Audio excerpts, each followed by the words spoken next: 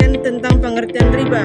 Riba secara etimologis, kata riba berasal dari bahasa Arab, yaitu roba yarbu, yang berarti bertambah, berkembang, atau meningkatkan. Dalam pengertian bahasa ini, riba merujuk pada adanya tambahan atas sesuatu baik dalam bentuk, kuantitas maupun kualitas. Menurut bahasa riba memiliki beberapa pengertian, yaitu bertambah, berkembang, atau tumbuh, meningkatkan menjadi tinggi, menjulang, dan bertambah. Secara terminologis, para ulama fikih memberikan definisi yang lebih spesifik mengenai riba. Riba adalah tambahan yang diisyaratkan dalam transaksi tanpa adanya imbalan yang sepadan menurut syariat. Definisinya ini, riba bukan sekedar tambahan biasa, tetapi tambahan yang mengandung unsur ketidakadilan dalam tidak sesuai dengan prinsip fikih muamalah Islam. Dalam fikih sunnah menjelaskan bahwa riba setiap tambahan yang diambil tanpa adanya transaksi, penggantian atau imbalan yang sah menurut hukum Islam. Dengan demikian, unsur utama dalam riba adalah adanya pertambahan yang tidak memiliki dasar pertukaran yang adil. Lebih lanjut, dalam literatur fikih klasik, para ulama mazhab seperti Hanafiyah, Malikiyah, Syafi'iyah, dan Hanabilah dan menjelaskan bahwa riba berkaitan erat dengan praktik pertukaran utang. Dalam hal ini, tambahan yang diperoleh salah satu pihak tanpa adanya usaha, risiko, atau imbalan yang setara dipandang sebagai bentuk kezaliman. Oleh karena itu, riba tidak hanya dilihat dari segi nominal tambahan, tetapi juga dari proses dan mekanismenya transaksi yang berlangsung. Dipahami sebagai tambahan dalam transaksi, tetapi juga sebagai perbuatan yang memiliki dimensi moral dan sosial yang serius. Praktik riba sering dikaitkan dengan perilaku yang dapat merugikan pihak lain, terutama golongan yang lemah. Hal ini menunjukkan bahwa larangan riba dalam Islam tidak semata-mata bersifat umum, tetapi juga bertujuan untuk menjaga keadilan, keseimbangan, dan keharmonisan dalam kehidupan masyarakat. Yang kedua itu, kita masuk ke dalam dasar hukum. Larangan riba adalah dalam Islam memiliki dasar hukum yang sangat kuat dan tegas, baik dalam Al-Quran, hadis, maupun ijma' ulama. Al-Quran secara eksplisit mengharamkan riba dan menggambarkannya sebagai perbuatan yang bertentangan dengan prinsip keadilan dan kemaslahatan dalam riba. Resiko kerugian ditanggung satu pihak saja, tidak dalam jual beli. Buktinya Rasulullah SAW melaknat pemakan riba, memberi riba, mencatatnya, dan buat saksinya, dan mereka semua menjadi sama. Hadis ini menunjukkan bahwa larangan riba tidak hanya ditujukan kepada pelaku utama, tetapi juga kepada semua pihak yang terlibat dalam praktik tersebut. Hal ini menegaskan bahwa riba merupakan perbuatan yang harus dihindari secara menyeluruh dalam kehidupan ekonomi. Soal pengharaman, para ulama kontemporer berpendapat proses pengharaman riba ditetapkan secara evolutif, sama seperti proses pengharaman khamar. Dengan demikian, berdasarkan dalil Al-Quran, hadis, dan kesepakatan para ulama, dapat disimpulkan bahwa riba merupakan perbuatan yang diharamkan secara tegas dalam Islam. Larangan ini bertujuan untuk menjaga keadilan. Dan yang ketiga itu jenis-jenis riba. Dalam literatur fikih muamalah, riba tidak dipaham.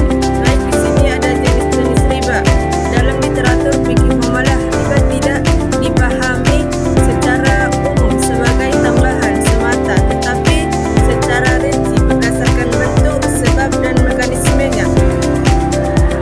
Klasifikasi ini bertujuan untuk memberikan batasan yang jelas agar umat Islam dapat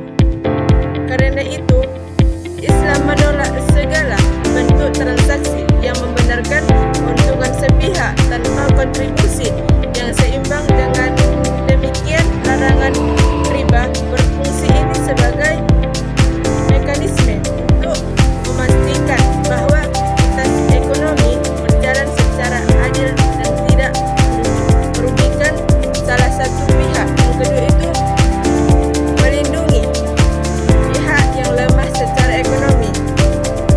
Hikmah ini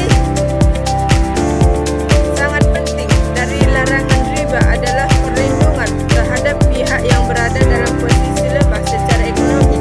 Dalam praktiknya, riba seringkali muncul dalam hubungan hutang piutang, dan di mana pihak yang membutuhkan dana berada dan dalam posisi terdesak sehingga sudah menerima syarat yang memberatkan. Dan fikih sunnah menjelaskan bahawa praktik riba pada masa jahiliyah menyebabkan pada bentuk yang sangat meningkat ketika terjadi penundaan pembayaran